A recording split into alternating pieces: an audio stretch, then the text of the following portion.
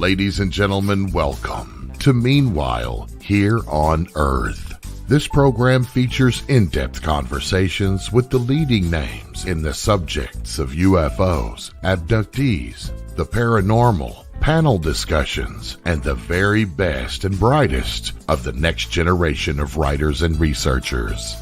Meanwhile Here on Earth, the show breaking new ground in alternative talk with your intrepid host, veteran investigative writer and researcher, Peter Robbins.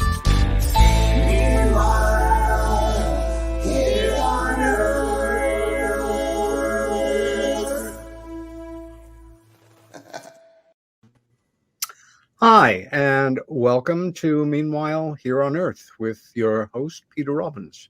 That is me.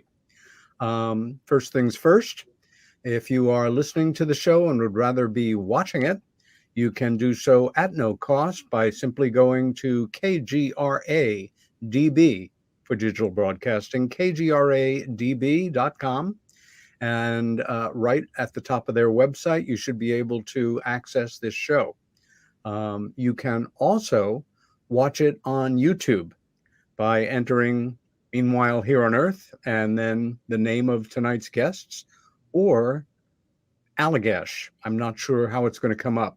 And it will be there for anybody to listen to at no cost for the next 24 plus hours. And after that, it goes into the subscribers area. If you subscribe to KGRA on a monthly or yearly basis, and you use my first name, Peter, as your passcode, you'll receive a 30% discount. Yes, it's true. Enough with the world of big business. A week from tomorrow, that's Tuesday the 19th, there's going to be a very special event at the National Press Club in Washington, D.C. Some of you who were listening a few weeks ago are already aware of it, or if you just keep your ear to the ground in the UFO UAP field, you also know about it. It is a number of honorable, retired, or former United States Air Force officers are going to be coming together under the organization of the great Robert Salas to talk about UFO events that they were actually involved in on nuclear bases. Some of you may know Bob's story that he, in fact, was in command of 10 Minuteman missiles, nuclear missiles targeted for locations in the Soviet Union in 1967, when a UFO came in over the base and shut them down. Robert has organized an early event at the National Press Club, and this one should be even more impacting. The goal is, quite simply, to get Congress to investigate this extremely important aspect of the whole UFO UAP question. The event is not open to the public. It is for credentialed establishment journalists, but it will be live streamed on YouTube. I have that URL here, and it's one of those complex URLs that unless you have your pencil poised, you won't get it. But if you Google, I imagine, the event itself at the National Press Club on the 19th, it will come up. And I will be putting out information on this on my Twitter account. I cannot do so on my Facebook account because I am, as some of you know, in the draconian situation of being in suspended animation there. And my account may be disabled for good if they do not allow me to make my case. However, I will get a number of friends to post this information on Facebook. The upshot of all this is I am very honored to say that, except for Stephen Bassett, who also has been a guest on this show and will be back in the near future again to pick up on his ongoing discussions with Richard Dolan, Steve is, of course, the head of Paradigm Research Group. And what can I say about Steve? He's a force in nature. He is our only full-time Washington-based lobbyist fighting to get UFO disclosure to become a reality. Other than him, I don't think there will be any members of the so-called UFO paranormal media in attendance, except me. And as such, on next Monday, I will be driving down to Washington, D.C. with a very dear friend, checking into a hotel, having a nice meal, and first thing Tuesday morning, we will be in that room, and we will be covering this event for you, and I will have a full report on that next week. It is my extreme pleasure this week to bring on not just two remarkably special guests for me and in the world of UFO studies and abduction studies, but two dear friends. We have known each other for years.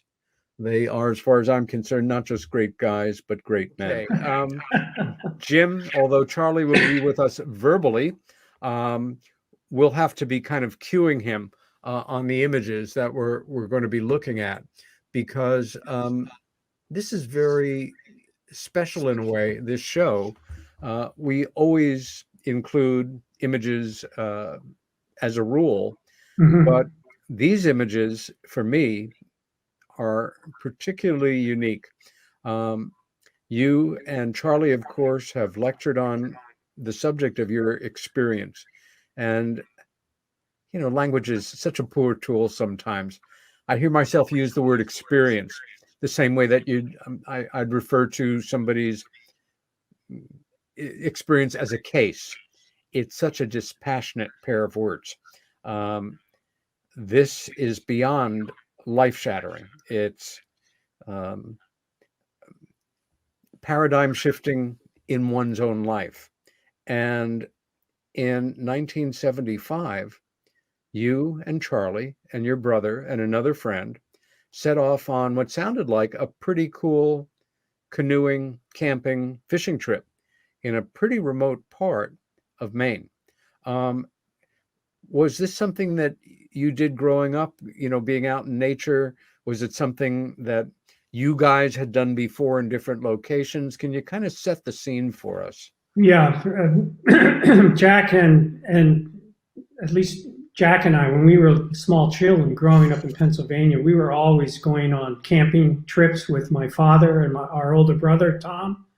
So, excuse me, we were always out camping all the time because we lived in the country.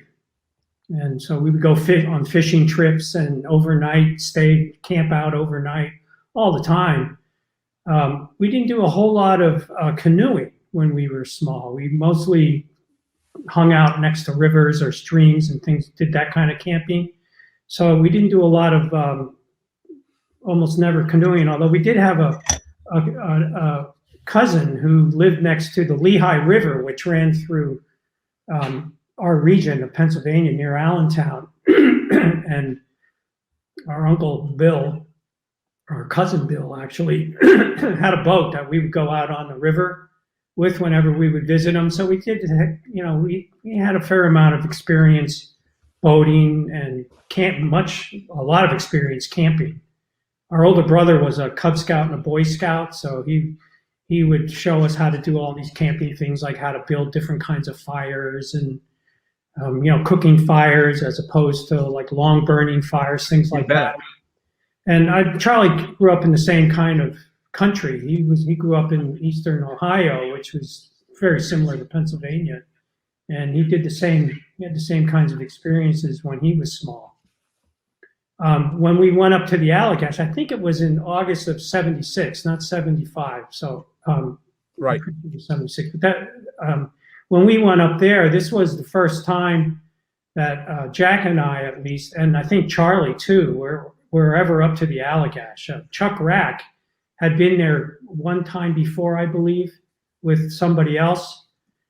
And so he was familiar with the location. And that's one of the reasons why he came with us, because he was already familiar with the Allagash water system, because it's part of a state park. Yeah. And so he acted as our unofficial guide through the Allagash. And just to make sure, Charlie, can you hear us? Yeah, I can hear you quite well. You sound absolutely fantastic.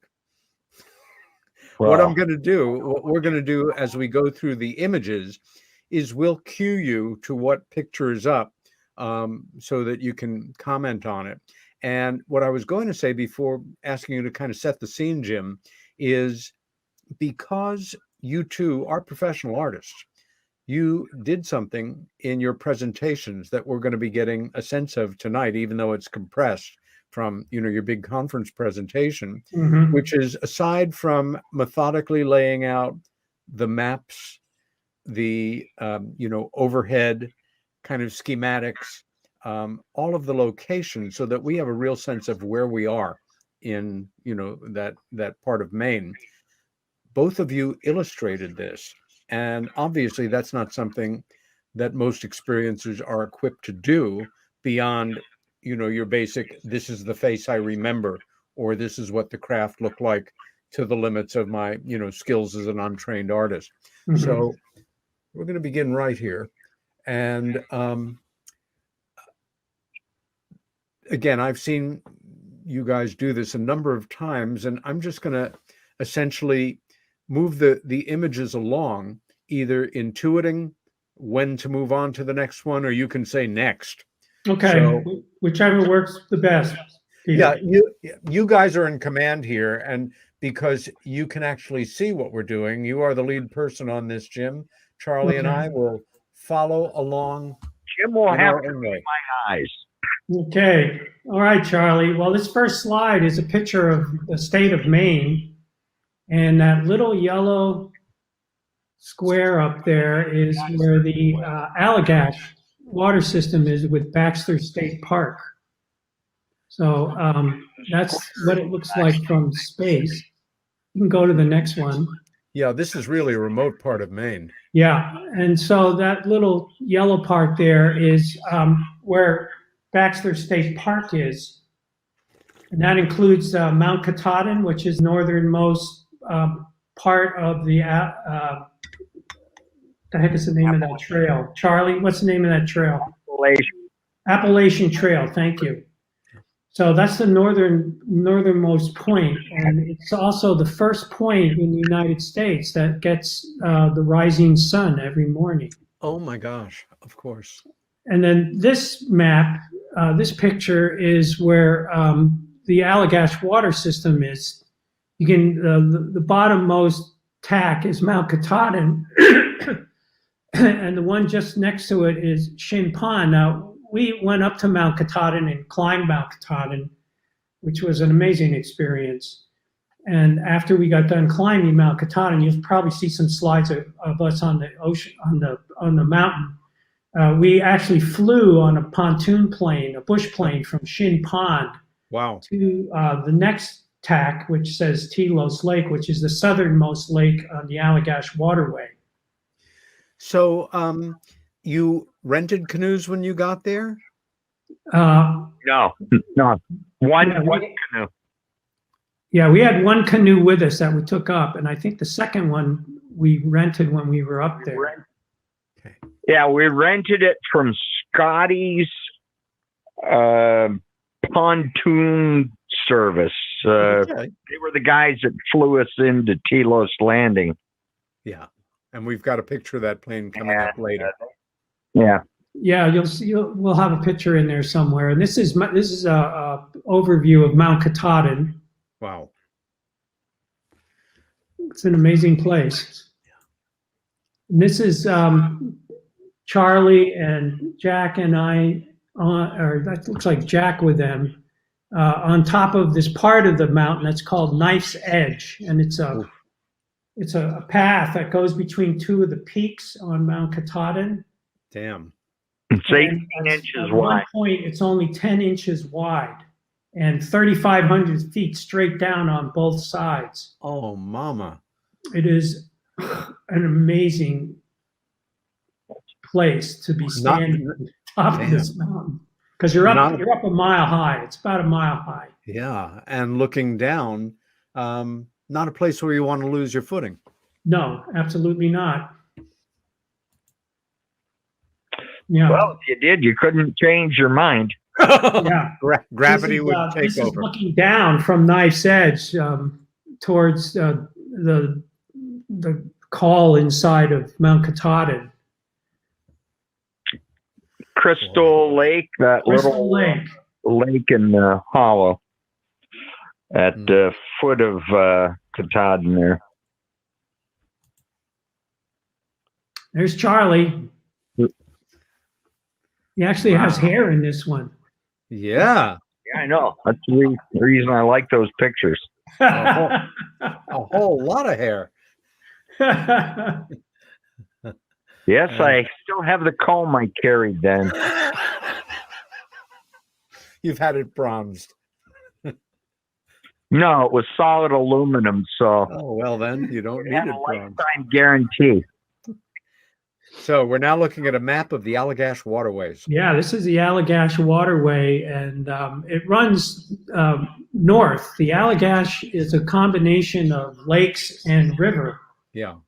And it runs about over 100 miles. And to the north, Allagash River is one of the few rivers in America that actually runs north instead of south. One of two in Maine. Yep, one of two in Maine. How cool. Yeah, they used to use those rivers in the timber industry toward the end of the 19th and beginning of the 20th centuries until they built good trucks and logging roads. So that's cheaper and quicker than using the rivers. Mm. And we're closing in now on. Okay, so this is a picture of Chamberlain Lake. Just a little bit south of Chamberlain is Telos Lake, which is the southernmost lake, and that's actually the lake that you fly into when you're flying into the river system. Got it.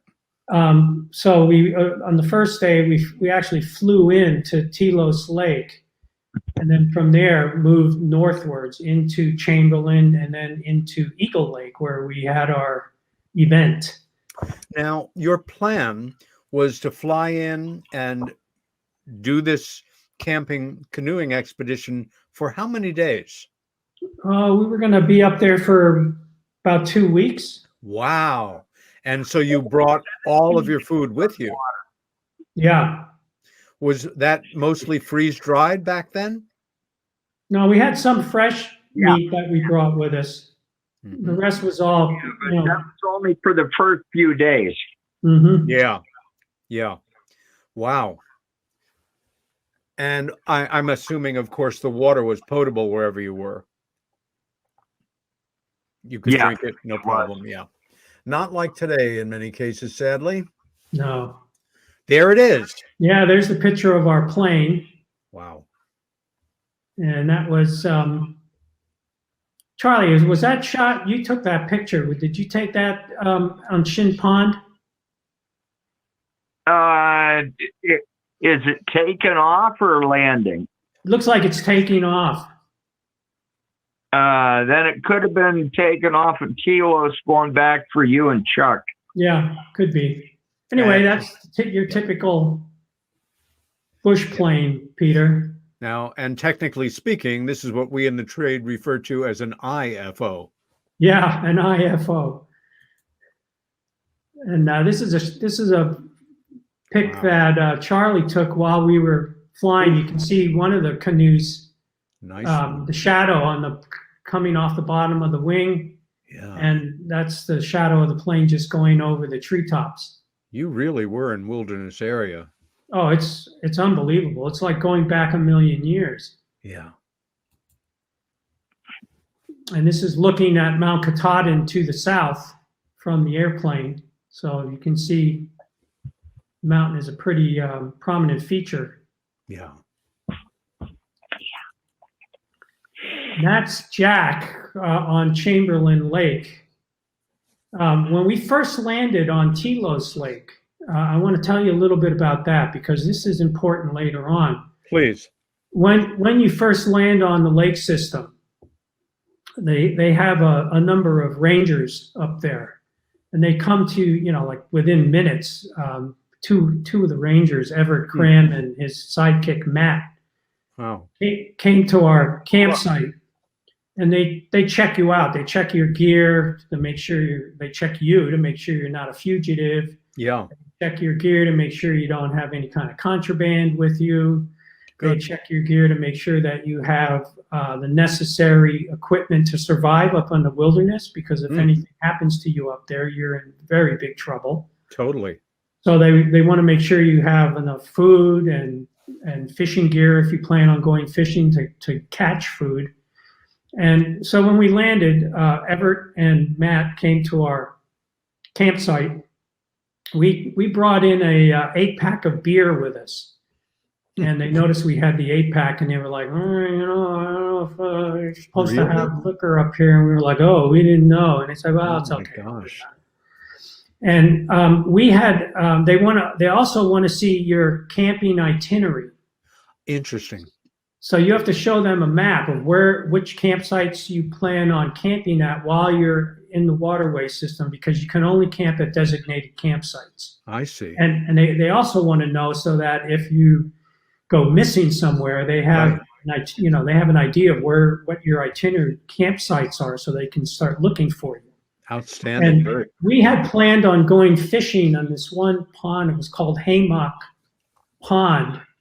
There, people also called it Smith Pond, and it was connected to Eagle Lake by a brook called Smith Brook. And we had planned and had designated one of our campsites at Haymock Pond. And when Everett, Cram, and Matt saw that we had planned on going there, they said, "Oh, you can't go there. You can't use this campsite. We shut down that part of the lake system." And we said, "Well, why? We heard that was really good trout fishing there."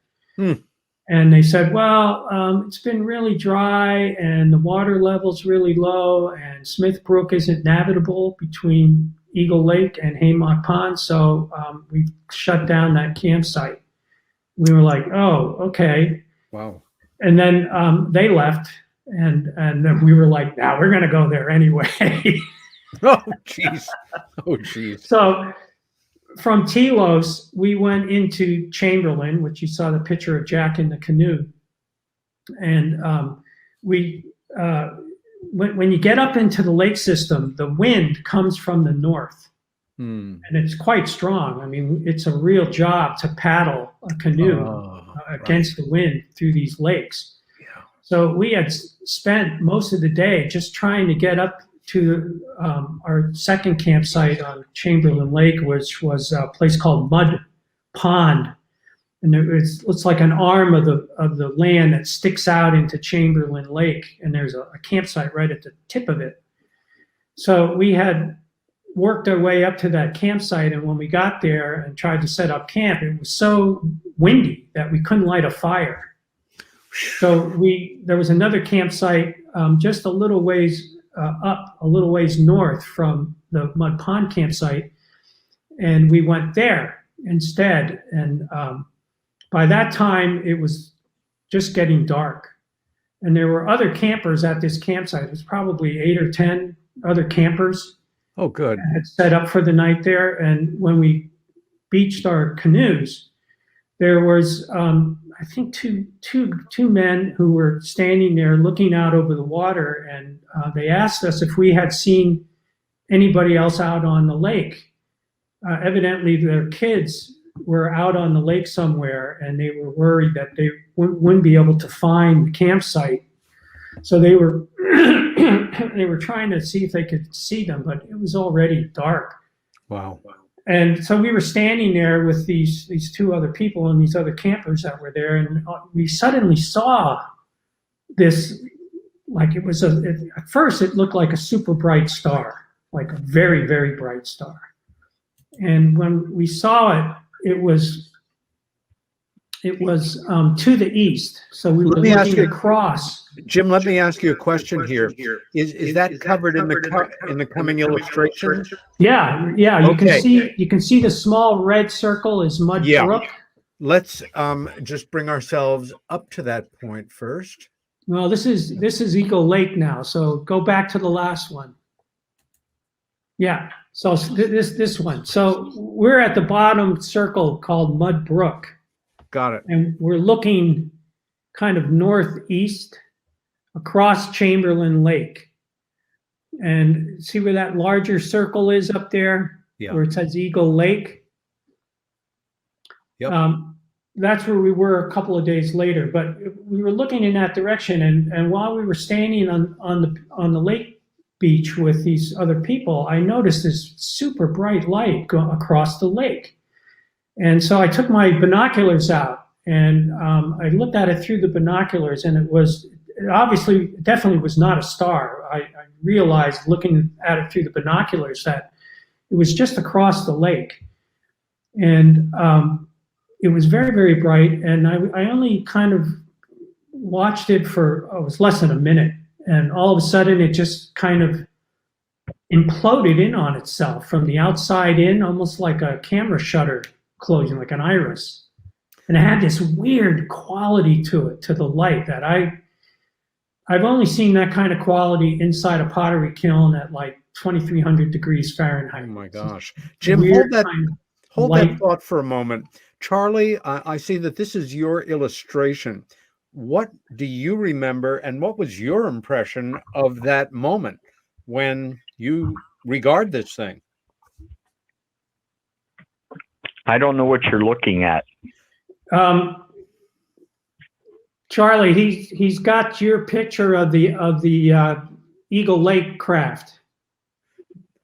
The first one, white with the yellow line through it. Yeah, that's actually the Eagle Lake one. But the first one that I saw, Peter, looked very similar to that. It was the same light. Okay. And with the first time I saw it, that we saw it, and these other people saw it, it just blinked out, and we really didn't think anything about it. And we went back to our camping.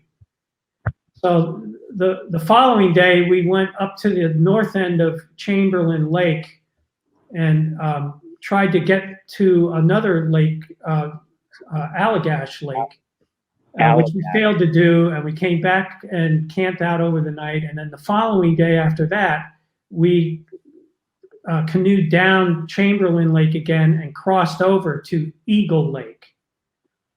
So that day we went to Smith Brook campsite, which is on the southern end of Eagle Lake. Right. And we just happened to have run out of our fresh meat that day. So we decided we were going to go out night fishing. And so it was we built a really large campfire. We had, and it was a slow burning style of campfire. For anybody who's ever been in the Boy Scouts or Cub Scouts, they know what kind of fire that is. It's a fire that's made to burn for a long time, because we planned on going night fishing for a couple of hours. And you want to see that area to get back to, and that's really your only locator. Peter, at night up there, you cannot see your hand in front of your face. So if that fire went out, you guys were screwed. Yeah, if it went out, we wouldn't find our way back. Charlie, you want to take on from here? We were sleeping in the canoe. All right. Yeah, continue on, Charlie. Well, after the fire had been built, we paddled across to the Smith Brook feeder, where that comes down from the lake that Jim had talked about. We moved through a lot of standing deadfall stumps and trees that had been laying over, which is all good structure for fishing. We had just begun to fish when Chuck Rack said, "What the hell is that?" And we sort of turned toward his end of the canoe. He was in the helm at the back of the canoe. I was at the front. Jack and Jim were in the middle. So I look, and first thing that enters my mind is, what's the frickin' moon? And no sooner had I had that thought than I dismissed it, because the moon takes a long time to move from point A to point B, and I was literally watching this thing move toward us. And it was so bright that it illuminated the forest.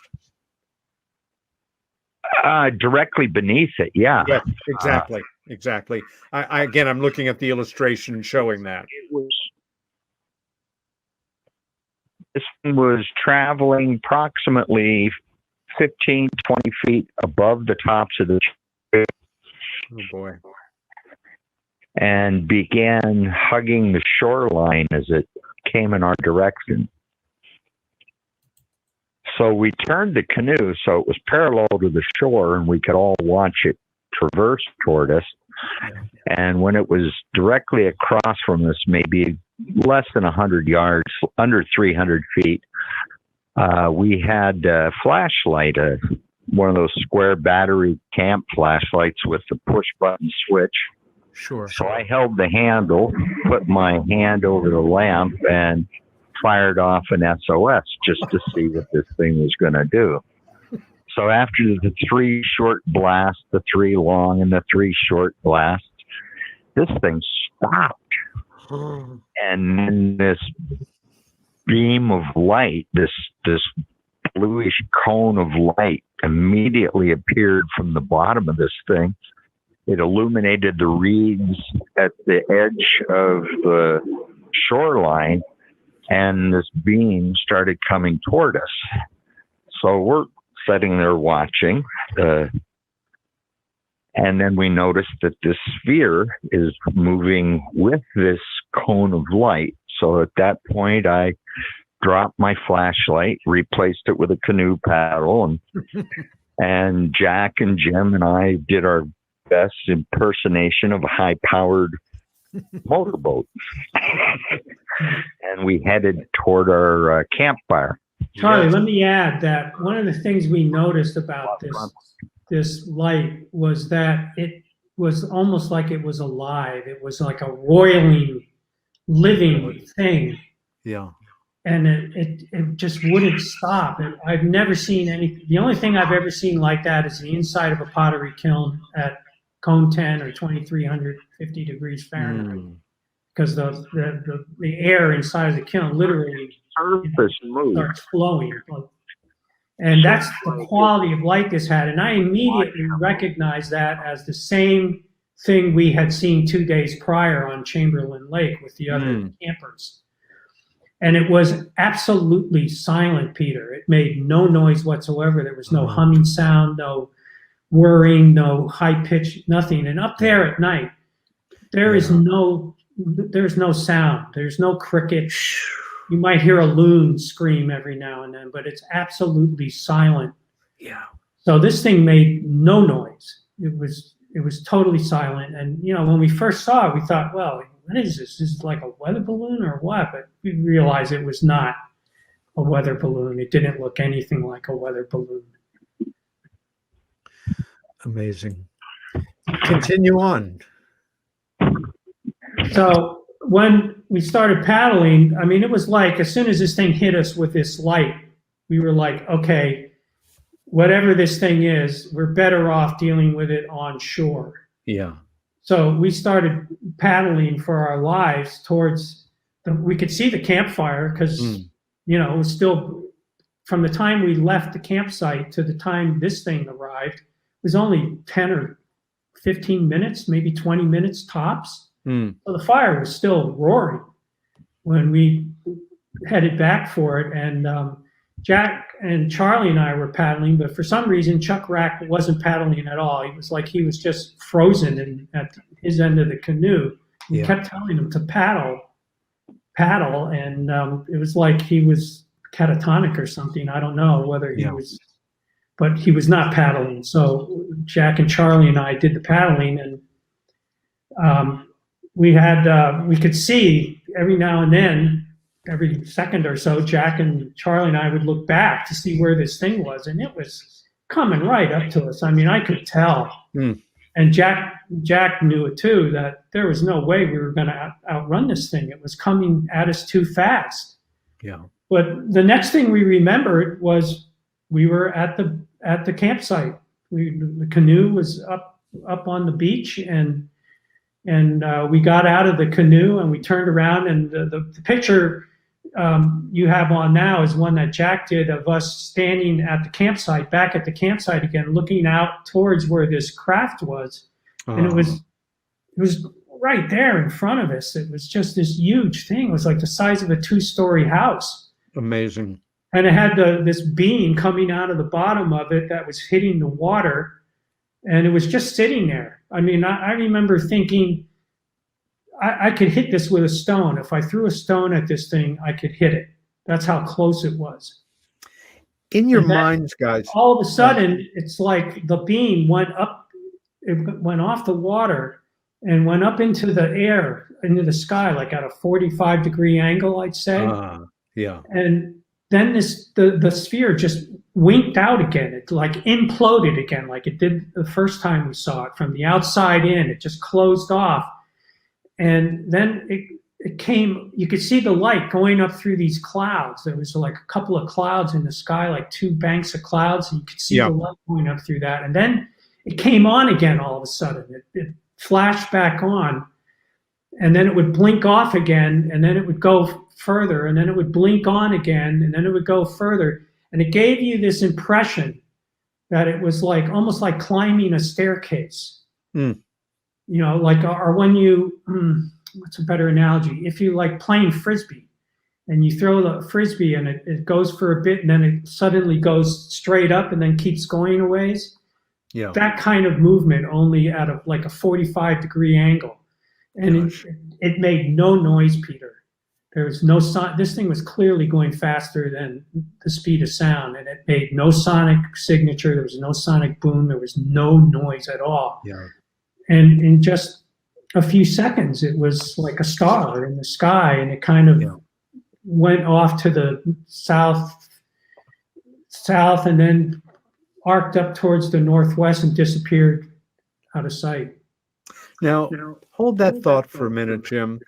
I know that you have related this story in conferences, in conversations, on television, on radio, probably more times than you remember. But I hear it in your voice. Charlie, I'm going to ask you first, up until this camping trip, had you ever paid attention to the subject of flying saucers or UFOs or any of that stuff? Well, in May of 1970, when I was in the Navy, we had an encounter with 2 UFOs that are or were very similar to the ones we encountered in Maine. Wow. So that was May of 1970. But other than that, this is not a subject that had your particular interest as a young person or an adult? No, it was something you'd see in a science fiction movie. Yeah. Okay. Do you remember? They were round spheres. Were software shaped. Charlie, you're a formidable guy. You're a Navy veteran, an Army veteran. I wouldn't want to get in a fist fight with you, even if I was your size. You are, a person who is amazingly gracious. You have a world-class sense of humor. But right then and there, what were you feeling? What were you thinking? When I was in the Navy, or when I was... No, right here regarding this huge apparition basically paying attention to you with his beam in the middle of nowhere. Who knew what could happen next? What were you thinking about what it might be? Figure that out on dry land as opposed to being in the middle of the lake. Yeah, I guess. Well, what were you thinking when you got back on dry land and that thing was, still in your face? Well, right then and there, I still had the flashlight and I shined it a second SOS. And that was when this sphere went away from us. And while I was holding the flashlight in my hand, for some reason, I felt or knew that this was about to accelerate at a high rate of speed. So I turned the light to my wristwatch, noted where the sweep hand was, and I looked in the sky again, watched this until it disappeared like a pinpoint of light in a night sky. Looked at my watch one more time, and only about 8 to 10 seconds had elapsed. And at no time did it ever make a sound. When it was setting, as Jim was saying, close enough to throw a stone at it, it was perhaps only maybe 40 feet above the water. Good God. And that evening, there was no moon in the sky, and the water was as flat and as motionless as glass. Every star in the Milky Way was reflected on the water. How beautiful. It was a picturesque night. Yeah, doubly so. Jim, you've articulated what you're seeing up to this point. What were you feeling about what this thing might be? What were you thinking? I was just dumbstruck. That's how I felt. I couldn't believe that something like this was happening. Yeah. And I felt tired. I felt kind of like fatigued, tired, like I had just run miles. Yeah. And, we attributed it to paddling. And of course, at this point, this is all your conscious memory. You are not aware of what has actually transpired. Right. Now we go to this next image of the thing disappearing, and we get a sense of the night sky, and which one of you there is tending to the fire? That's Charlie. I am. Yeah. Yeah.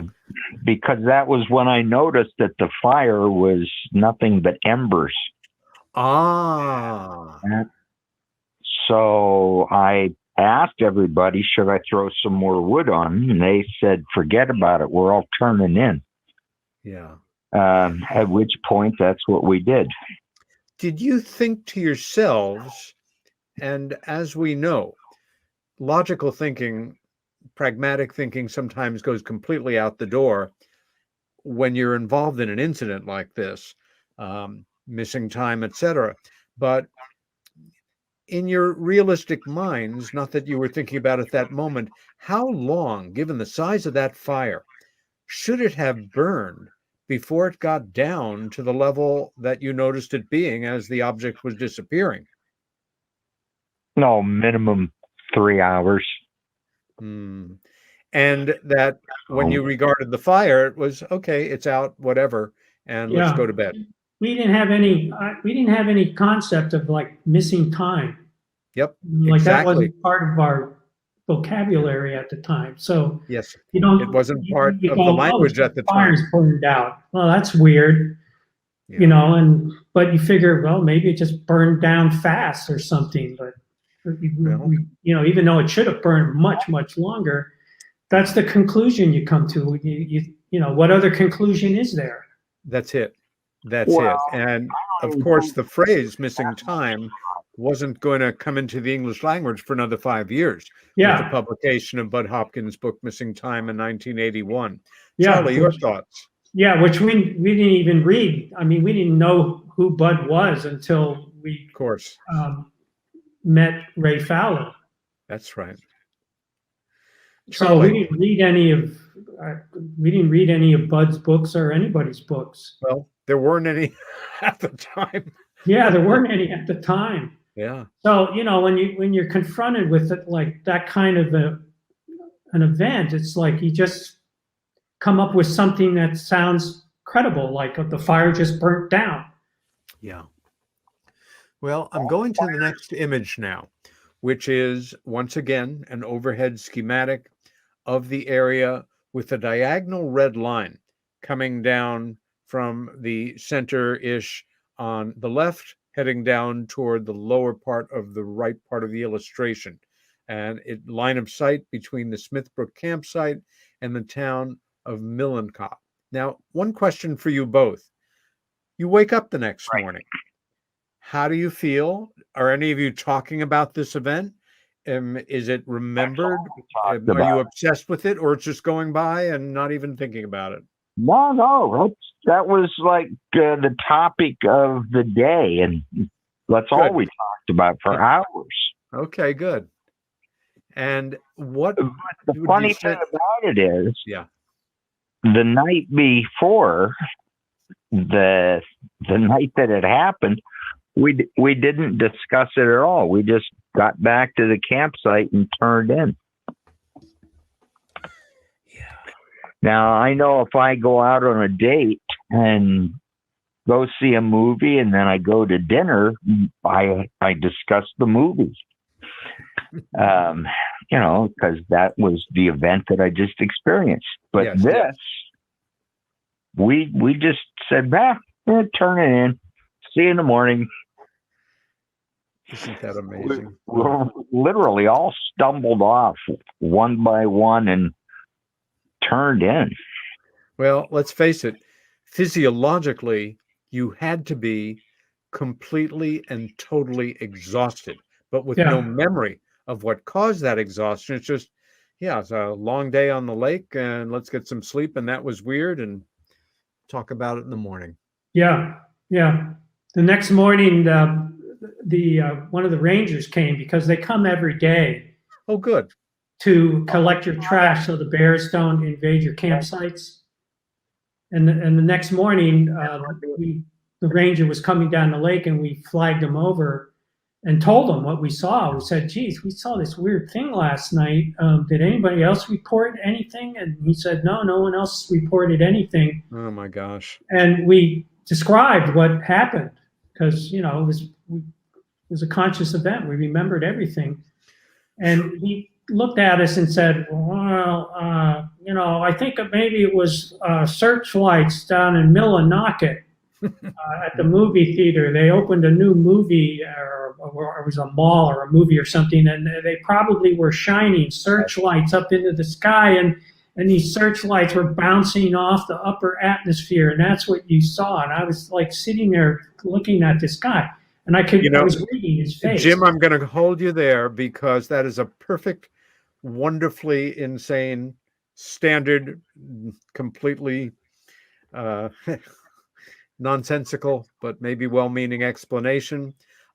This is Peter Robbins with Charles Foltz, Jim Weiner. Meanwhile, here on Earth, we will be back in about 3 minutes. Welcome back. Peter Robbins with my guests, Charlie Foltz on the phone, and Jim Weiner visually with us again. Bring us all back. Bill, there you go. Boy, we left off at a very pregnant moment, didn't we? We were talking. I was telling you about this ranger. The ranger's description of what it might be. I'm reminded of. I thought it was. I could tell he was not telling us the truth. You can, when somebody lies to you, you can see it in their face. And I knew by looking and just aside from the fact that his reasoning was totally ridiculous. That slide you had up with the straight line going from Eagle Lake to Millinocket, that goes through Mount Katahdin, which is a mile high. Oh. So, there's no way that a spotlight is going to be seen. And Millinocket is 90 miles away. Yeah.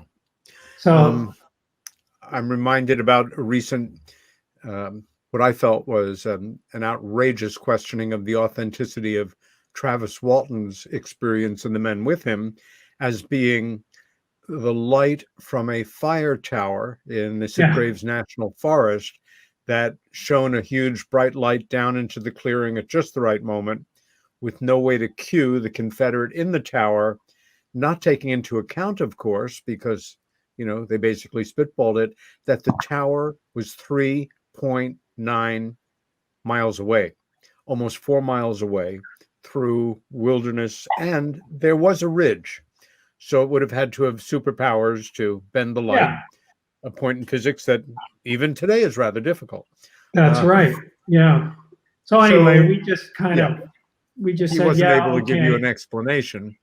Yeah, so we spent the rest of I really don't have much memories of the rest of the trip going up. I mean, we had a few. I had some weird kind of epiphanies where I realized things about nature I never thought about before, and had those kind of insights. But people have those all the time when you go out into Mother Nature. So I didn't really think much about that. But we spent the rest of it was an uneventful trip up through the rest of the water system, and then we went from the lakes onto the river. A section in the river called Chase Rapids, which is I think it's 2.5 miles of Class 4 rapids. And Jack and I had never done rapids before, so we decided that we were going to portage with our equipment. Yes.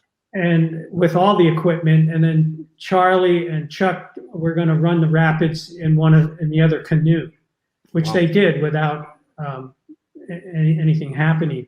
But while we were talking to one of the rangers about arranging the portage of the equipment, he said to him, "Well, why don't you want to run the rapids?" And I said, "Well, the Class 4 rapids. I never did Class 4 rapids before, and I'm not really sure I want to take the chance of losing, my camera equipment and all this stuff." Your life.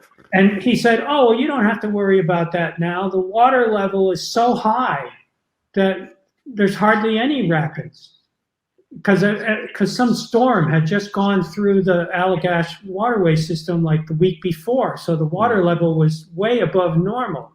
And I looked at him and I said, "Well, wait a minute. When we were on Telos Lake, Everett Cram told us that the water level was really low, and that's why we couldn't go to Haymark Pond." And he looked at me and he goes, "You're one of those guys, ain't you?"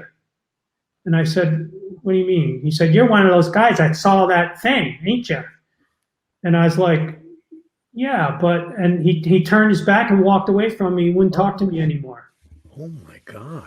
So that immediately made me think, something's weird with this. The reality of the UFO ridicule factor, which is dissipating, thankfully, over the past few years. But to digress for a moment, and you guys know it, the fact that this idea that I have seen something unusual that I can identify in the sky, either by shape or by movement, and I'm curious to know what it was, that somehow that was brilliantly wired up in the summer of 1947 with, "Hi, I'm delusional, I'm a trickster, I'm trying to make a fool out of you, I am a fool, I'm mentally ill, I want to feel special, I want to be on TV, I want to be famous," which it's all counterintuitive. It makes no sense. I saw something, I'm curious as to what it was, but America, and by extension the Western world that summer, was brilliantly programmed to, it can't be, therefore it isn't, therefore it's something else. And that he would single you out, for that kind of treatment, which again is kind of dangerous on a certain level. He is a ranger, you are in wilderness that, you're a guest in. Charlie, do you remember anything special about the rest of the trip that stood out for you? Extraordinary or ordinary? Well, I mean, those National Geographic moments that happened to us. Yeah. As Chuck and I went down the rapids, they were exhilarating, I guess you could say. Then later on, after connecting with the twins, we repacked the canoes and continued down the river. We passed a bull moose feeding in the river. The river at that point was maybe about 50 feet wide, and the moose was maybe 20 feet out from shore. And they are big. Within, a lot bigger than our 17-foot canoe. Oh, Jesus. and they can move faster. Not good if But they're angry. we didn't want to see that part of them. Jack and I drifted right past them. Chuck and Jim had passed ahead of us. So I drifted the canoe right past the moose, took all these photographs. Then maybe 100 yards past the moose, these two beautiful great blue herons flew directly over us. Mhm. I took the last two photographs of my 36 exposure roll back when they had film, and pressed the rewind button, and the film went in on the second turn of the crank, indicating to me that I had not taken one single photograph on that entire roll. Oh So my the only gosh. two images I remember were the moose and the herons. How interesting. And Jim or Jack threatening to hit me with the canoe paddle for nearly getting us both killed by a full moose. And we finally worked our way past the waterfalls, Allagash Falls. Yeah. And got down into Fort Kent. We had not bathed in, I don't know, probably 2 weeks. 2 weeks. Yeah, well, 17 days on the water. I think we jumped in the first couple of days to bathe. I remember coming back to the camp. Jack and I had been out fishing, and we came back, and Jim and Chuck Rack had just finished coming out of the lake, and we said, "How's the water?" I remember Jim saying, "Oh, it's invigorating." I didn't know the definition of invigorating the way he used the definition of invigorating. But that water was, you lather up on the shore and then you jump into the lake. Well, you don't stay in there very long. Oh, no. Yeah, even in August. So you get back to where you rented the canoe, and is this about that time? Well, obviously, your last day. Yeah, Harry Smith. We left a rental in, Harry Smith? Is that who's up on? Yeah, tell them about Harry Smith, Charlie.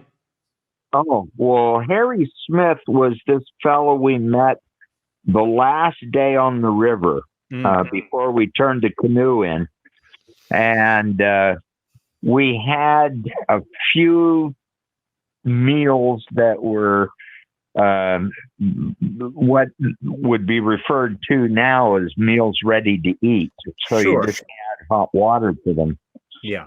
And we were walking around looking for firewood, and we saw this old guy in a pickup truck, and he had these two dogs with him, and he asked what we were doing, and we told him we were gathering firewood and boil some water to mix with our powdered breakfast. And he said, wait a minute, I'll be back in a few minutes. And he left. A few minutes later, he comes back and he's got like eggs and bacon, and we had a real breakfast, and we sat around and talked with him. Here it turned out he had been one of those old loggers that used to ride the logs down the rivers back in the aught hundreds and early teens, and he told us all kinds of tales about running whiskey from Canada, which was just literally on the other side of the river from where we were setting. Wow. And bringing it down into the States during Prohibition. He was an interesting guy. So we took a group photo with Harry, and you notice his one hand is swollen, the hand that's on the ground. Yeah. And we asked him how it happened, and he said his wife did it to him. So, gee. He said, Okay. yeah, I don't ever argue with her. He said, don't ever argue with her. Jeez. So comical. He had a good sense of humor. Yeah. And after that, we went on down to Robinson, Maine, and returned the canoe we had borrowed from a friend of ours. And we ended up stopping in this town and going in to get a full meal after the eggs and bacon. Oh boy, that had to be a great meal, whatever it was. Oh yeah, and the waitress, they put us way over in a part of the restaurant nobody else was at. So in the skunk corner. You sort of get all of your pores cleaned out and your sense of smell returns, and we were like really tuned in after that length of time in the wilderness. In fact, we literally smelled Boston over 30 miles before we ever saw Boston. Interesting. So you now return to your lives and pick up where you left off before this camping trip. Right. Initially, are either one of you bothered by free-floating anxieties or flits of strange memory, or life basically goes on for a prolonged period of time? Jim, you first. Nothing right after. I mean, we went to if we went to parties or we had people over to the house, of course we told them what we experienced, but back then it was just a sighting. Nobody believed us anyway. I mean, back in those days, everybody just ridiculed you. Oh gosh. Like, oh yeah, you guys. Yeah. What were you smoking? Yeah. And nobody believed us. So it's like that went on for a number of years. I mean, I really didn't start having, I think the first nightmare is what I'll call them, but they weren't nightmares. It didn't happen until 1980 when I was visiting friends in Texas, and I had my back had gone out. I had slipped a disc, and I was staying with friends there, so I was housebound for a while. And one night I was in bed. We had gone to bed. I was sleeping in a guest room, and something woke me out of sleep. I had this feeling that there was something in, like a presence. And I looked opposite the foot of my bed was a window to the outside in the room, just a regular bedroom window. And there was a street lamp out on the street that was a source of light.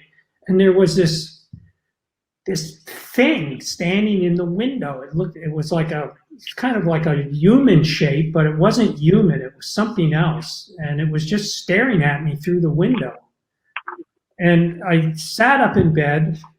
I swear I was awake, and I turned on the light and I went over to the window and I looked out and I didn't see anything. And I thought, oh, I must have been dreaming. So I went back to bed and I got back into bed, and the light switch was right over my head. So I turned the light switch off. And as soon as I turned the light switch off, this sound on the pillow right next to my left ear, it was like somebody scratching the pillowcase. And I immediately sat up again. I turned the light on. I'm like, what the heck? Is there a bug in here or something? What the heck is doing that? And, it stopped as soon as I sat up. So I'm like, okay, I must be dreaming. I'm going to go back to bed. So I get back into bed. I turn the light off. The second I turn the light off, this scratching starts up again. Of course, I turn the light back on. Nothing. So I think, okay, I'm going to turn the light off again, and if this scratching sound comes, I'm going to scratch back and see what happens. So that's what I did. Laid back down, put my head on the pillow, reached up, turned the light off. Sure enough, the second I turn it off, this scratching starts. So I reach over on my pillow and I scratch back, and like that instant later, this force hits me on the chest. Like literally, I could hear it. It kind of like went like that. And all of a sudden, I saw the ceiling rushing to me, and my mind just freaked. It was like it took, like I knew if I went through that ceiling, I wasn't coming back. That's the thought I had. Wow. So like I just channeled all of my energy that I had. It's like every atom of my being suddenly like said no. And the next thing I knew, I was back in bed. It was about 3:30 in the morning, I remember, and I was so freaked out, Peter. The friends I was visiting, I ran into their bedroom and I start yelping like, Jesus Christ, you're not going to believe what happened or something, blah, blah, blah, blah. And they were like, okay, Jim, calm down. And, you're probably just having a nightmare. And I was like, no, I was not having a nightmare. I was wide awake. Something weird is going on here. And they were like, oh, come on, we just want to get some sleep. So they totally ignored me. And I spent the rest of the night out on the couch in the living room. I wouldn't go back into that room. That was the first kind of like nightmarish memory that I have after the Allagash. And then 2 years after, that was in 1980. And then in 1982, I was in Ojai, California. I was working for a gallery out of Maryland, an art gallery. And I got in I had an accident with my car, and I cracked some ribs and bruised my lung. And so I wound up in these people's home recuperating. And I was in their daughter's bedroom. They had a daughter who had just recently died of a brain tumor. I remember their names, but I'm not going to say them because I don't know whether they want me to. I certainly didn't tell them about it. I don't know if they want me to say, but I was sleeping in the bedroom one night, and I woke up in the middle of the night again, and I thought there was a small animal walking on my chest, like a cat or a small dog or something. That was what it felt like. And opposite the end of the bed was the door of the room, and out in the hallway there was a night light. So there was a light. It was a red night light. And when I woke up, I realized that my head was on the pillow, but the rest of my body was off the pillow. It was like up in the air at almost like a 45-degree angle. And there was like something in between. My legs were spread, and there was something in between my legs. And I was like, what the heck is going on here? And then all of a sudden I hear this, and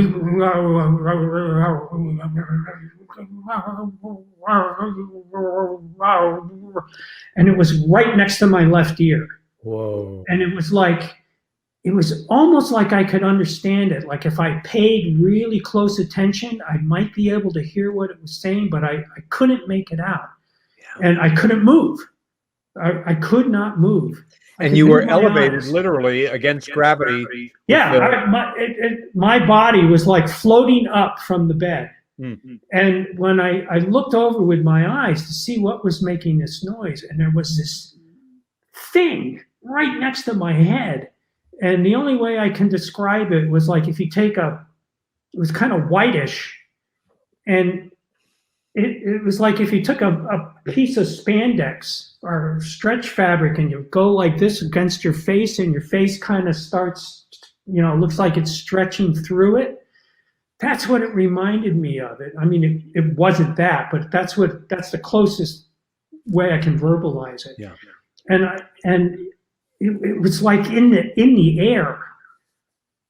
So it wasn't like a sheet. It was like just coming out of space. Yeah. And there was a tray on the bed next to my upper body that looked like it had these. It reminded me of dental tools, dentist tools. And there was definitely something going on between my legs. My thought was like somebody was having sex. Yeah.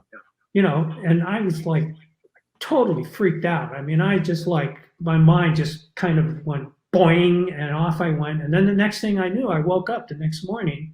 Of course, I immediately went down there to see if everything was still there. Yeah. And it was. I didn't have any marks. I couldn't see any visible marks on me anywhere. And of course, I didn't say anything to the people that were my hosts because, you know, it was their daughter's bedroom. I never said a word to them. But I'll never forget it as long as I live. Yeah. I can remember it as if it happened yesterday. Boy. So that was the second one. And then I returned.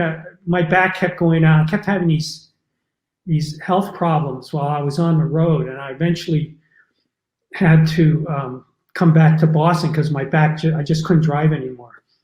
And then I started having these nightmares while I was back in Boston. And I would have these nightmares, but I'd swear to God and all the other gods that I was wide awake. And I'd wake up in the middle of the night and there would be like a presence in my room, or I'd see figures moving around my bed and trying and touching me. And there was, it was like, what the heck is going on? I got so paranoid, Peter, that every night before I go to bed, I would go around the house and close and shut every window in the house. We lived on the second floor. This is not uncommon. And I would literally padlock my bedroom door closed because I'm thinking, is one of my roommates rooting around, is this like a joke? Are they playing jokes on me? Or, what the hell is going on here? Exactly. So I got like every single night. Charlie lived with me at the time, so he could tell you that, I was acting pretty strange. Yeah. And that's when these things started. So it was a few years after the Allagash. Okay, hold that thought for a moment. Charlie, in those few years after the fact, did you have any similar or equally non-standard experiences on your own? No, I didn't. I remember when Jim was padlocking himself into his bedroom. Sure. It was the middle of the summer, and the house on the second floor was unbelievably hot. We had terracotta tile roofing, so that would absorb the heat all day long like a brick road, and then all night long it would give that heat back into the house. So my housemates and I were a bit concerned about Jim and his behavior. Yeah. Although he did afford us some humor in some mornings when he would forget to unlock the padlock and try to walk through the door. Yeah. Sometimes this was like this was in the 1980s. What I should mention, because we're going to have to go fast now because we're losing time. Yeah. I had a freak accident in 1978 in Calais, Maine, which is way up on the border of Maine and Canada, where I walked into a closet on the second floor of a house that didn't have a floor and fell into the basement and I almost died. Yeah. And in fact, I had to be resuscitated. The person I was with, this is this tiny little town. They didn't have a hospital. All they had was a cottage. And when I fell backwards and landed right on the tip of my tailbone. Oh gosh. And I fractured third, fourth, fifth, sixth lumbar vertebra, flattened all those discs. I almost severed the sciatic nerve where it goes through your hip. And I rammed my spinal cord up into my brain from the concussion of the fall. Yeah.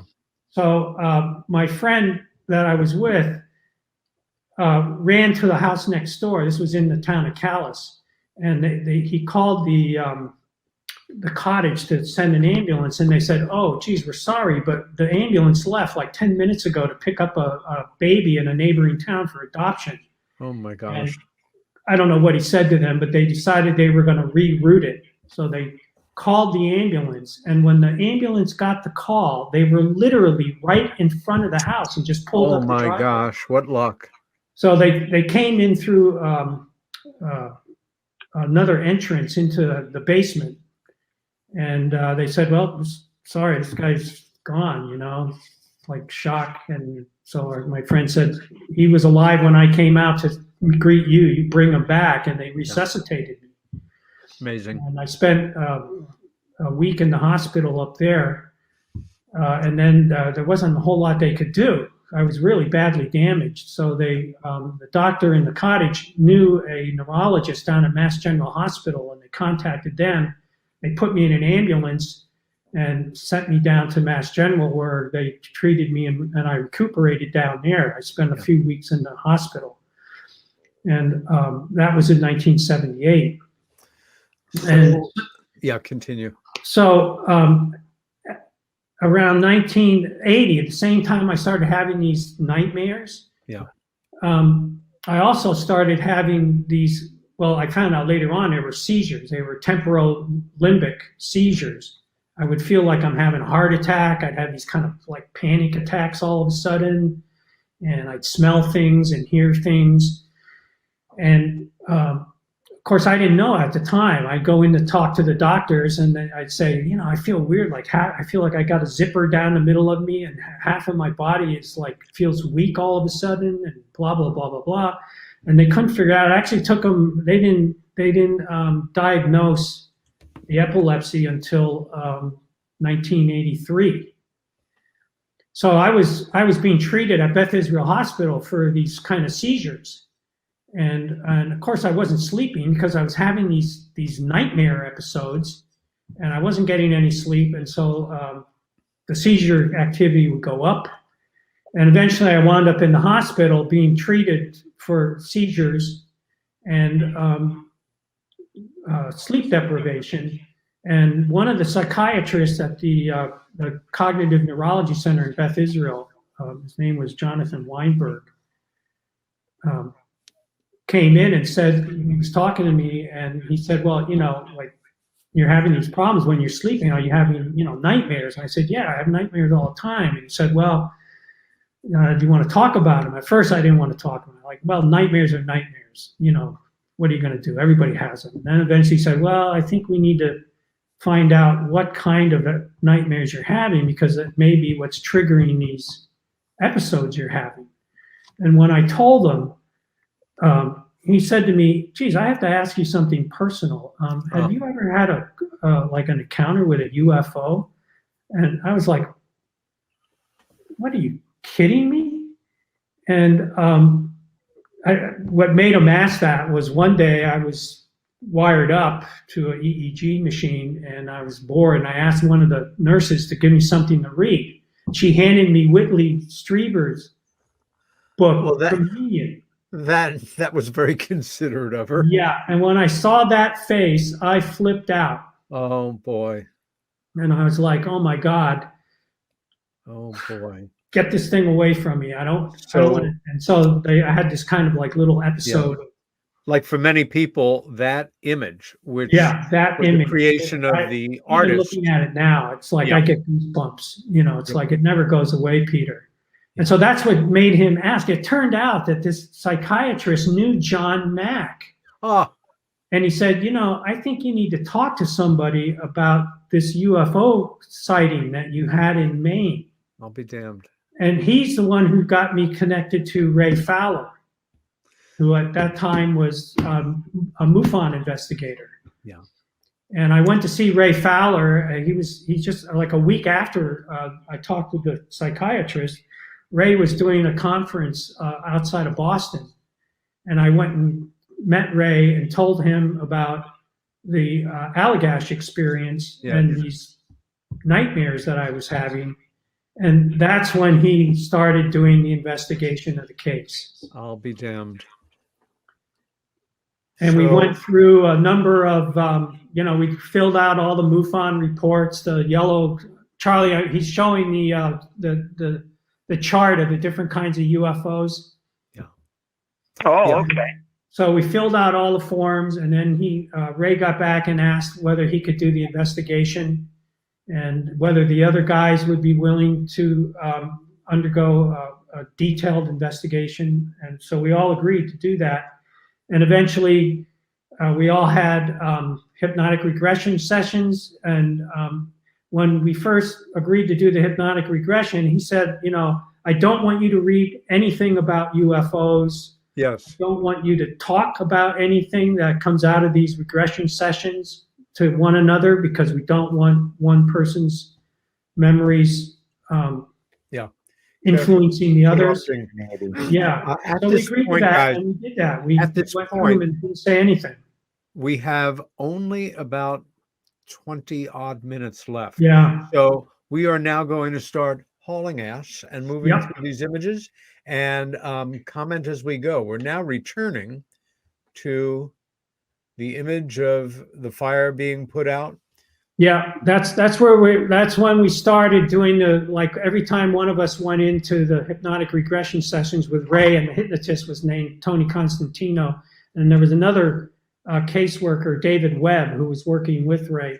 Yes, David was one of the best. Yes, definitely some of the best, and very, very professional in my opinion. Yes. And so they got us into these hypnotic regressive states where we could remember, and we basically relived the event. And after about a year and a half of multiple regressions each, they brought us back together and said, well, it appears from your separate testimonies that you guys had an abduction event. And That so, you were literally all four taken from that canoe that night. yeah. Yep. So you could trip through these, and Yeah.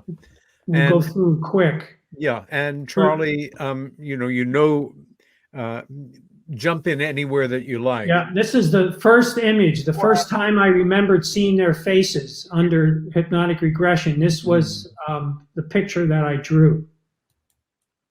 Let me give you a little Reader's Digest condensed version here. Sure. After we went through our hypnotic regressions separately, we were each asked to do artwork of our memories of that session, and not one of us was permitted to speak to the other. Yes. And I remember, taking an oath when I was in the military, being able to withhold information. I still am held to my national security oath I took 55 years ago.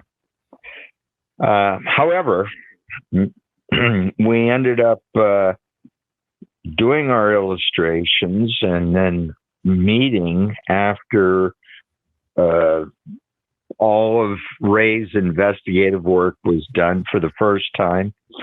And we all got a chance to see the artwork that we had produced. Oh my And gosh. that's some of the artwork that we did of the different beings, or the beings from as our memory let us render them. Yeah, just flip through these, Peter, so everybody can see like all the illustrations that we did. Wow. These are all memories that came out of the various hypnotic regression sessions. And not just on the Allagash, there were post-Allagash instances, some of which happened up at Jack and his wife Mary's house in Vermont, which included Charlie. So some of these images are from these post-Allagash abduction events that occurred after the Allagash. This was what Jack remembered they looked like. Gosh. Which is weird. Just as an aside, just before the show tonight, Carol and I, my wife, were watching the Kinsel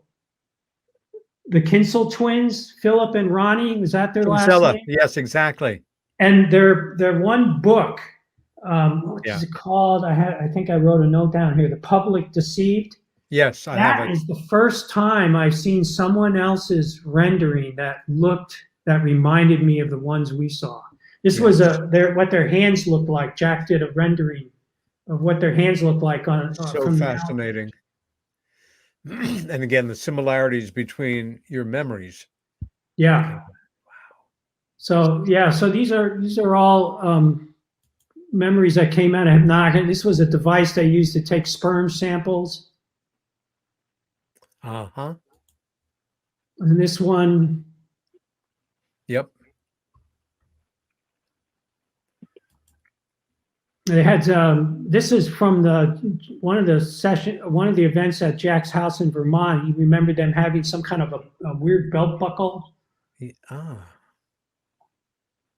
Like a Charlie? utility buckle. Yeah. And then there was another part of this case where Jack had some kind of growth on his shin. That's his tibia, which he had removed, and supposedly they were going to send it down to the CDC to have a biopsy made. Sure. And instead, it wound up in a Air Force lab in Michigan. Jeez. And they said it was the kind of tissue that grows on the bone after, like, a bone marrow sample's been taken. It was similar to that kind of tissue. She never had that procedure done. Of course. This is a picture an illustration that Charlie did of one of the abduction events in the house in Vermont. Wow. Yeah. So, Charlie, just for you, they're showing your illustrations of laying on the cot in the living room, looking out the doors at the beans. That was November of '89, I believe. I was up visiting Jack and Mary, whose house is built on the 4 points of the compass. And when I turned in, I was staying on the ground floor of their house, looking out their kitchen window, which faced due east. When I turned in, I saw the full moon. And later on, I had awakened and sat straight up. They had a small dog that would sneak down, pull one sock out of your shoe and chew it until it was nice and soggy. So I thought that when I woke up, it was the dog. So I checked my socks and they were fine. I shoved them further in the toes of my shoe. Yeah. And I went to lay down, and I knew I couldn't have been in bed very long because I could see through the sliding glass doors, which were to the southern exposure of their house.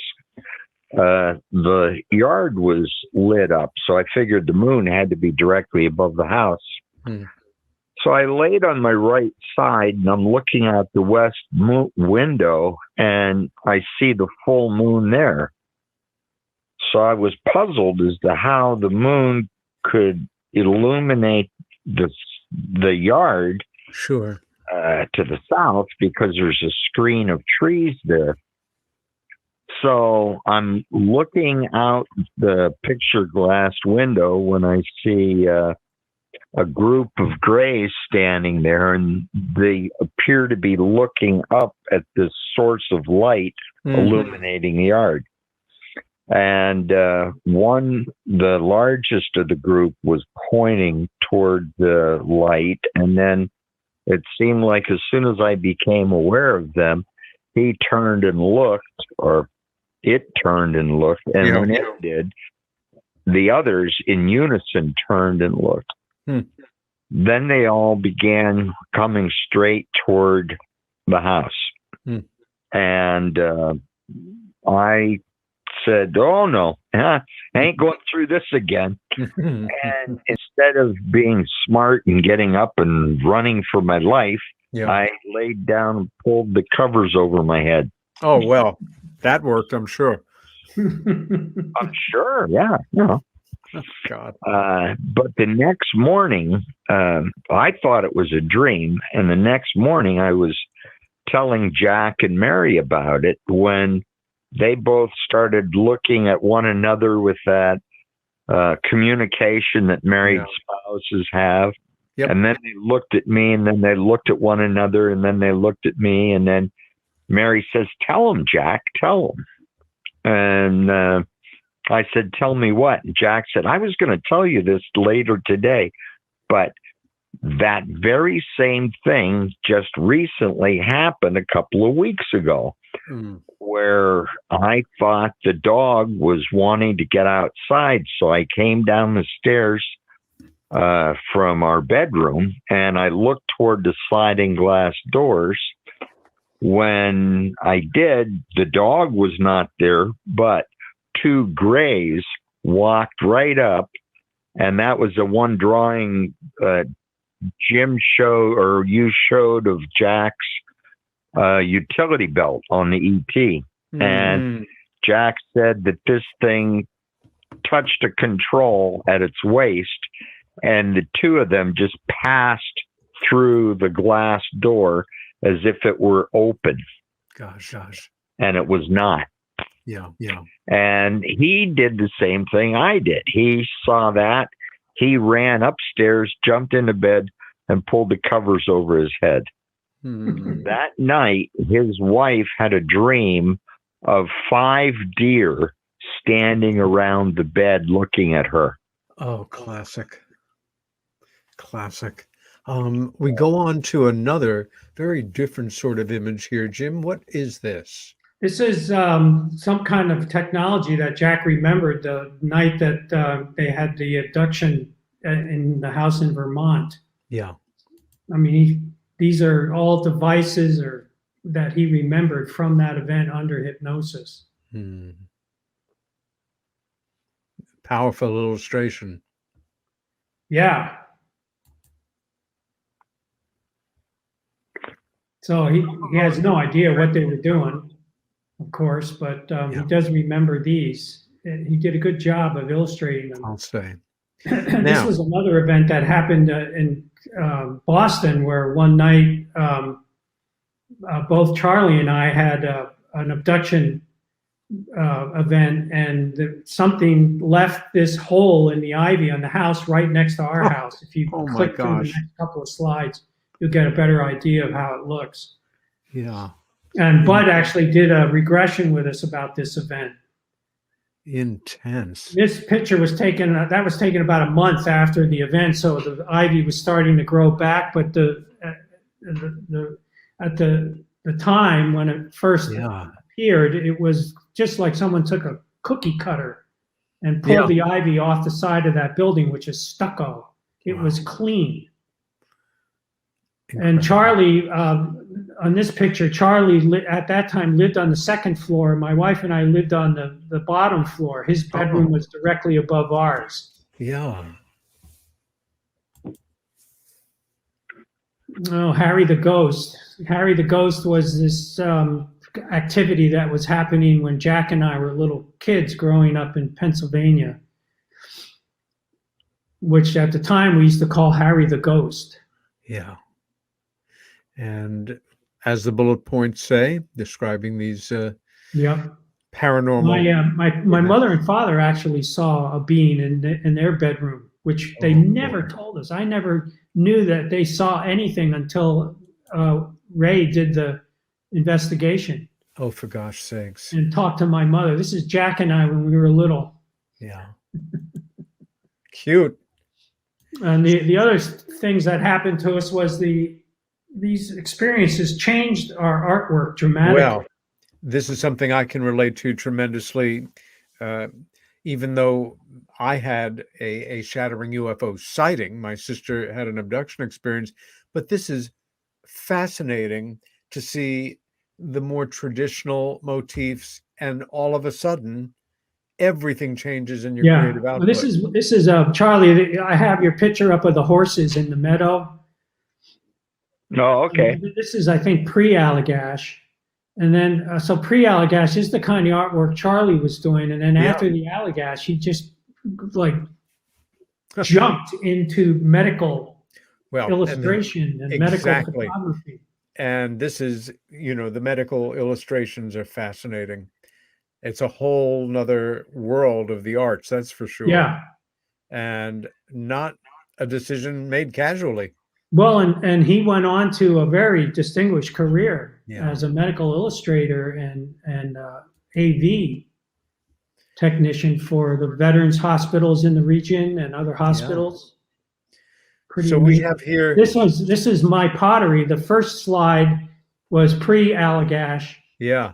This is, I mean, that's what I used to do. And then right after the Allagash, this is Whoa. the next few slides is what I started making. Pretty radical departure.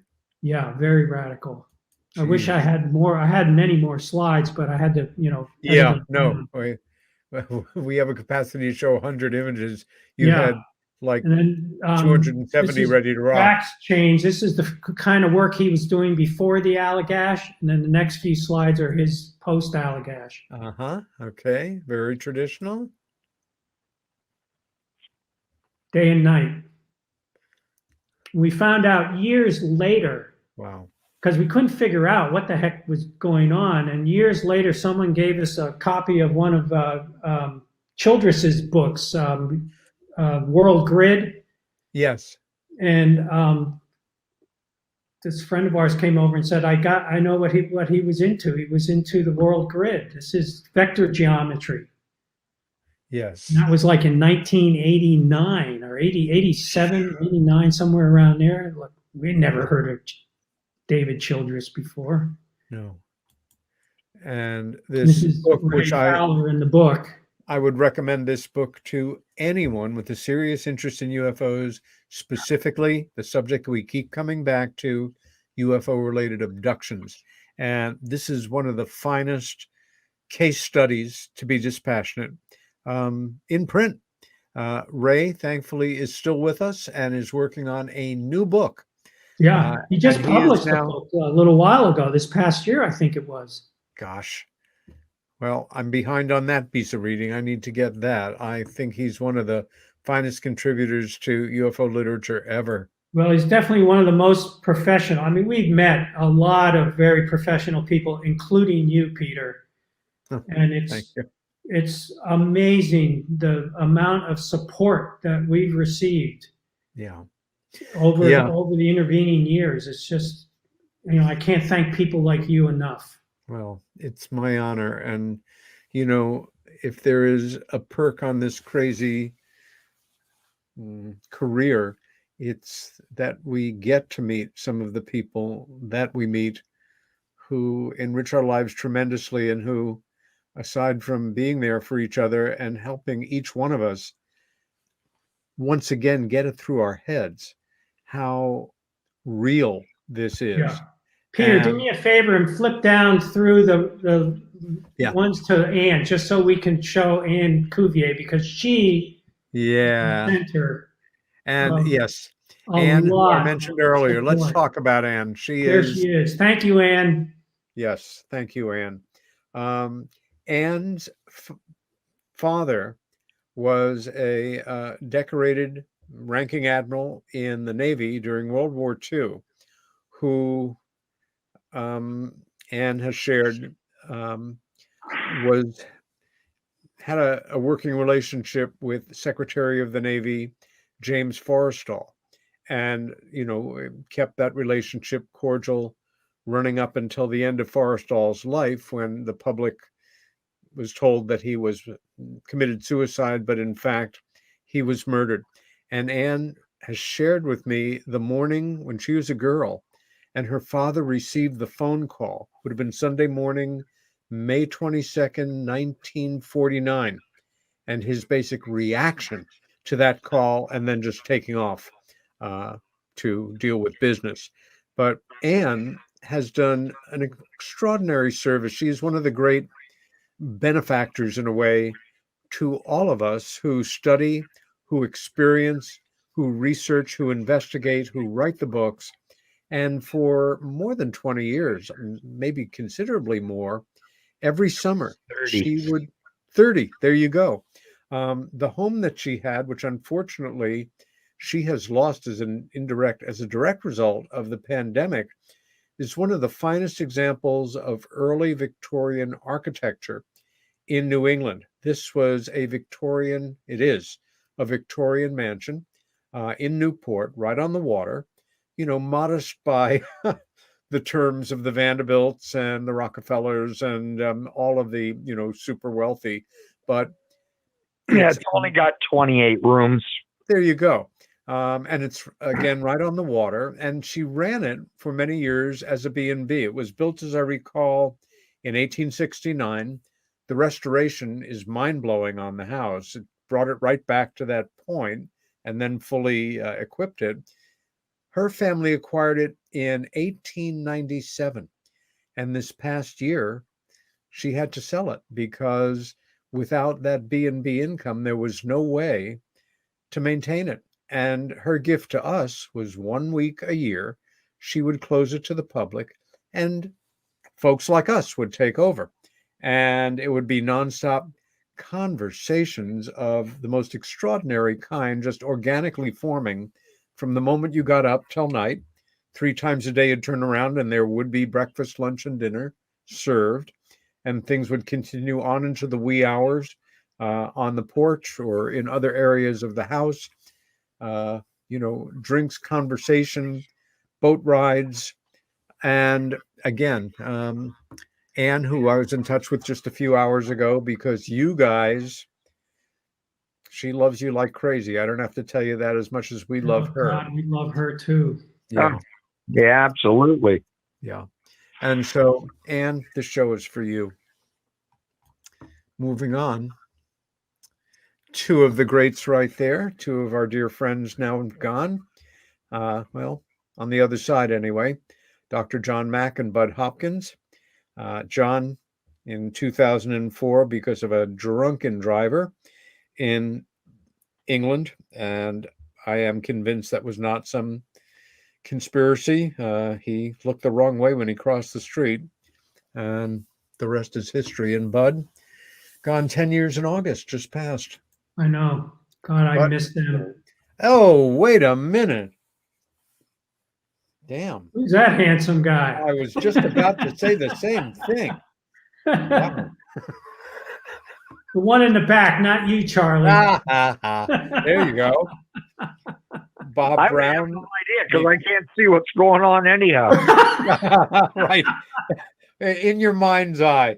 Bob Brown. You look good in that shot, Charlie. The wonderful organizer of the International UFO Congress originally, and now the organizer and director of the UFO MegaCon, which take place every year in Laughlin, Nevada, with the now legendary Leslie Kane and Dr. David Jacobs. And one more shot of the cover of the book. And then, to surprise Anne and you guys, I did a little photo essay when we were last there. That's the back of the house facing the water. Looking down from the 3rd floor. The view out my bedroom window on that trip recently. And the interior. And you know what? We are out of time, guys. Thank you so much for being with me here tonight. I just want to say next week we'll either be well, it's going to either be the scheduled guest or a surprise guest, because I will be in Washington and unable to do the show. We'll let you know who it is in the interim. Be well, stay safe, fight for what you believe in, and be kind to each other. Back next week.